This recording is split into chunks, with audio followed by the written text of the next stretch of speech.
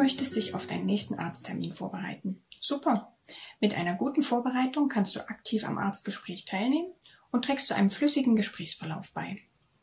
In diesem Video möchte ich dir erläutern, wie du dich auf deinen nächsten Arzttermin vorbereiten kannst.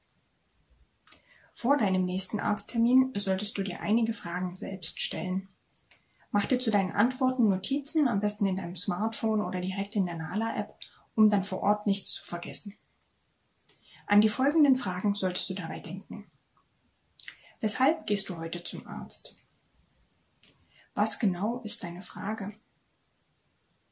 Welche Symptome hast du bei dir oder deinem Kind festgestellt? Wie geht es dir damit? Wie geht es deinem Kind damit? Und was, denkst du, sind die Ursachen deiner aktuellen Beschwerden? Im Folgenden werde ich euch die Fragen ein bisschen erläutern, damit ihr wisst, was gemeint ist. Weshalb gehst du heute zum Arzt? Viele Ärzte eröffnen das Gespräch mit der Frage, was führt sie zu mir? Der Arzt fragt also nach dem Grund oder dem Anlass, weshalb du diesen Termin gemacht hast. Häufige Anlässe, zum Hautarzt zu gehen, sind: Du hast zum ersten Mal Beschwerden mit der Haut.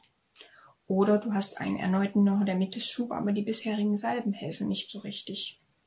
Oder du hast Symptome, die du bisher noch nie hattest. Oder du vermutest eine Nebenwirkung einer Behandlung oder eine Unverträglichkeit. Oder zum Beispiel, du möchtest ganz andere Sachen besprechen, allgemeine Dinge wie Vorsorge, Ernährung und so weiter. Was ist deine Frage? Viele Ärzte fragen auch: Womit kann ich Ihnen helfen? Schwierige Frage. Klingt fast so, als müsstest du die Antwort auf dein Problem gleich selbst mitbringen. Vielleicht ist das einfach ein bisschen unglücklich formuliert. Ich glaube, was hier gemeint ist, ist die Frage: Was genau ist Ihre Frage an mich? Denn je genauer du dein Problem benennen kannst, desto zielgerichteter kann dein Arzt dir helfen. Ein Beispiel. Du kennst dich schon gut aus mit deiner Neurodermitis, hast auch Salben im Haus. Jetzt hat gerade ein neuer Schub angefangen, aber die Salben helfen dir nicht so richtig. Jetzt wirst du wahrscheinlich von deinem Arzt wissen: Habe ich vielleicht was falsch gemacht bei der Anwendung der Salbe oder brauche ich einfach ein anderes Medikament? Das werdet ihr dann zusammen erörtern. Oder ein anderes Beispiel: Du vermutest eine Nebenwirkung eines Medikamentes. Jetzt fragst du dich sicherlich: Darf ich das vielleicht weiternehmen, das Medikament? Oder muss ich es ganz absetzen? Und wie geht es dann jetzt weiter? Welche Symptome, also Krankheitszeichen, hast du bei dir oder deinem Kind festgestellt? Da gibt es zunächst einmal die Symptome, die du wahrnimmst, wie etwa der Juckreiz, du kratzt dich häufiger. Was siehst du außerdem?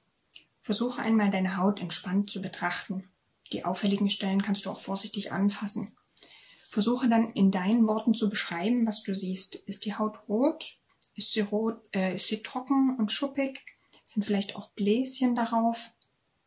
Welche Körperstellen sind betroffen? Armbeugen, Kniebeugen, Oberkörper? Schau auch dein Kind einmal komplett an. Wie sieht's aus im Gesicht? Sind da irgendwelche Veränderungen? Hand- und Fußsohlen?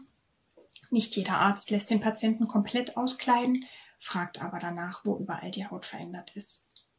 Dann gibt es noch allgemeine Krankheitssymptome, wie sich allgemein krank zu fühlen eben oder Schlafstörungen. Solltest du auch Fieber haben, Magen-Darm-Beschwerden, Gelenkbeschwerden, hast du möglicherweise noch eine andere Erkrankung neben der Neurodermitis in dem Moment, dann solltest du deinen Hausarzt konsultieren. Der kann dir helfen, die Symptome einzuordnen und falls nötig zu einem anderen Facharzt überweisen. Wie geht es dir damit? Gibt es ein Symptom, was dich besonders stört, zum Beispiel der Juckreiz wieder? Dann betone das ruhig im Arztgespräch oder übersetze für dein Kind: Ich glaube, dass sie am meisten unter dem Juckreiz leidet, weil sie davon nachts wach wird. Dann kann dein Arzt etwas heraussuchen, was besonders gut gegen Juckreiz hilft und andere Beschwerden ebenfalls behandeln. Manche Symptome müssen auch nicht aktiv behandelt werden, sondern verschwinden von selbst wieder, wenn es auch der Haut besser geht, wie eben manche Schlafstörungen, die durch die Haut gekommen sind. Reflektiere auch nochmal über den Verlauf der Beschwerden, dann kannst du berichten, ob sich etwas im Vergleich zu letzter Woche, zum letzten Schub, im Vergleich zur letzten Behandlung verbessert oder verschlechtert hat. Was denkst du, sind die Ursachen deiner aktuellen Beschwerden? Hast du viel Stress zurzeit oder ist eine sehr stressvolle Phase gerade zu Ende gegangen? Hast du in letzter Zeit etwas Neues auf der Haut getragen, wie etwa Kosmetika oder ein neues Kleidungsstück, was eine Unverträglichkeitsreaktion ausgelöst haben könnte? Das können Hinweise sein, es lohnt sich da kurz drüber nachzudenken. Auch wenn sich deine Vermutung nicht immer als richtig herausstellt, wenn dein Arzt dir die Zusammenhänge erklärt, kannst du hinterher auch falsche Schlussfolgerungen loslassen. Schließlich kannst du noch alles notieren, was du nicht vergessen möchtest anzusprechen im nächsten Arzttermin. Mit diesen Fragen bist du auf jeden Fall gut vorbereitet und hast hoffentlich bald Erleichterung von deinen Beschwerden.